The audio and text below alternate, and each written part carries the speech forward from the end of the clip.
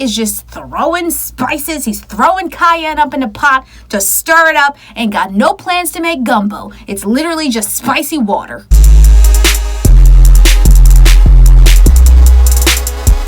Hey YouTube, welcome back to SIBZ, West Coast, East Coast siblings, where we cover your favorite movies and TV shows. And tonight, we are covering The Bachelorette, Season 17, Episode 2. Basically, if you're new to the channel, welcome. If you like this video, comment, subscribe, and click the bell so you can be notified of all of my coverage of The Bachelorette. I'm going to give you a speedy breakdown of everything that happened in this week's episode, and then I'm going to give you my review. I actually lost my dad too.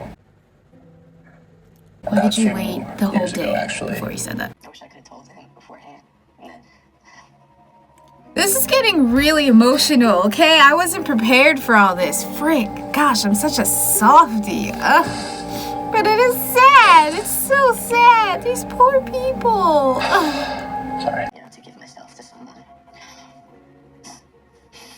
I just wanted you to know that I am here for you. I think that's what I'm trying to say. What a strong really start, Greg. Time away. Greg and Katie have a little date. She takes him fishing, which is something that she used to do with her dad. Her dad passed away a few years ago. She's like tearing up because obviously it's bringing up memories. And then later on at the dinner, he tells her that he lost his father too. And they just bond over loss. And to me, that was really, really impactful. You know, I know that I'm not the only person who lost a family member in 2020. So watching that to me just gave some real weight to The Bachelorette. Honestly, weight that the show has never had before. I appreciated that scene. I could relate to both of them in loss and learning how to deal with it. Obviously, that sealed Greg. Them first impression roses, man, they tend to go for a long time. You trust that gut, sometimes it'll lead you home. What's up, cowboys? Round here at the stables, the size of a man's buckle matters. Okay? It shows you're confident. You can only have one cowboy. And that's gonna be me. No, it's not, Hunter.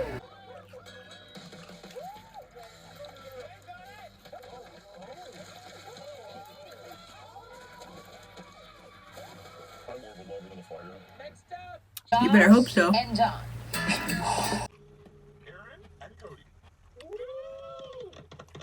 Oh, are they trying to tickle? What? Oh. Gosh, look at those muscles, though. They're gonna do some mud wrestling. Anyway, it was hard to watch and keep my thoughts pure. Because they were mud wrestling. Not for any other reason. It's not like they were shirtless and wet or anything. Anyway, Cody and Aaron, and there is some thick tension between the two of them. Katie sits down with Aaron and says there was clearly tension. And Aaron proceeds to tell her that he and Cody know each other from before. Cody is here for the wrong reason. That devastates Katie because who would go on a TV show for dating for any other reason than to find love? You're here for fame. She asks him. Cody kind of skitters around and makes it awkward. And so there's really no point to drag this on any longer. And unfortunately, I think it's best for you to go home tonight. Okay. Oh, that's so sad. And so Katie kicks Cody to the curb.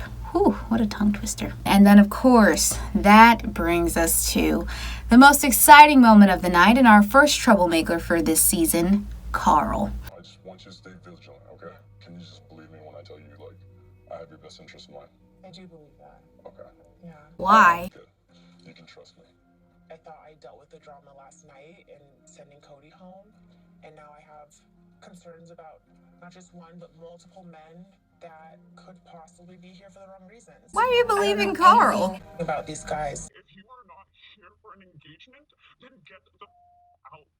Someone has to step up and say something, because That did just come Karl out of is nowhere. a freaking wuss. I I can't stand stand right him. now. Like, I don't. well, let me go ahead and say that I spoke to her, and she just want to know, like, who else do you feel is, like, not here for the right reasons or whatever. I didn't want to give her a name. I didn't want to go into it because I don't know the specifics 100%. And then this idiot has the nerve to take it to Katie and is like, hey, Katie, listen, like, I don't know who it is and I don't know what they said, but it seems like some of the people here might not be 100% honest.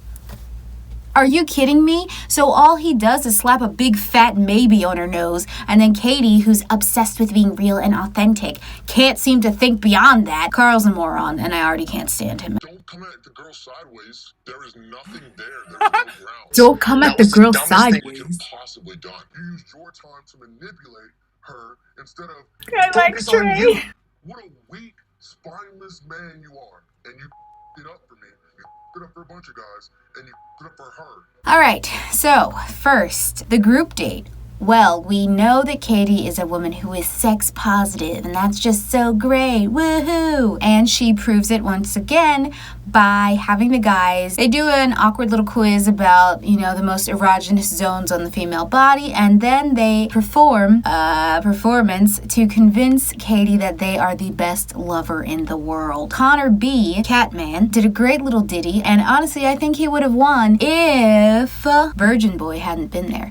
Now, I'm so sorry. I can't remember his name, and it's gonna annoy me until I do, but let's just call him Virgin Boy, okay? He's so nervous. He's like, oh, what am I gonna do? My sexuality is so important to me, and that's something that I'm saving for marriage, blah, blah. It's like, why are you on the show if you're gonna have a problem talking about sex? What did you think the show was? So, he plucks up the courage to tell Katie where he's coming from and why he's gonna save it for marriage. Surprise, surprise, he wins the whole competition. Obviously, not to be stereotypical of girls, okay? But we tend to appreciate when guys are, more knowledgeable about their sexuality and they actually save themselves, We're constantly pressured to do it by society. So I understand why Katie made the decision to award Virgin Boy for his honesty. I think that's very admirable. Moving right along. I also want to mention Andrew. Andrew is annoying. He gets on my nerves, but he's also really sweet, and he definitely saves the night. They bond over being pauper children. It's just beautiful. Katie got a lot of smooches with a lot of guys this week. But you know what? You gotta test that chemistry. That's not how I roll, but she's sex positive. Not that I'm not, but anyway. Have you picked your front runners? I have. I'm still sticking with Greg and Connor for right now. I don't know why we were seeing so much of Hunter. Hunter is going home. I can't really see him with Katie, and I think Katie can't see her with him either because they don't seem to gravitate toward each other. Anyway, guys, that is all I have for this week's episode of The Bachelorette. As always, like this video if you like this video, comment, subscribe, and click the bell so you can be notified of all of our coverage here on SIBZ as I continue to cover Katie's journey for love. That's all I have. Bye. The drama continues. Thomas is some sort of manipulative psychopath. I feel such a strong pull to you. Have you ever thought maybe I could end up being the Bachelor? Yes, that was a thought that was on my mind. Bring it on. I'm overwhelmed. There's a real woman's life that's in the balance. It's a bad thing that I did. When is enough enough? If you want to come at me, come at me. I don't give a... I don't even know what happens next. I don't know. It's all coming up next week on The Bachelorette.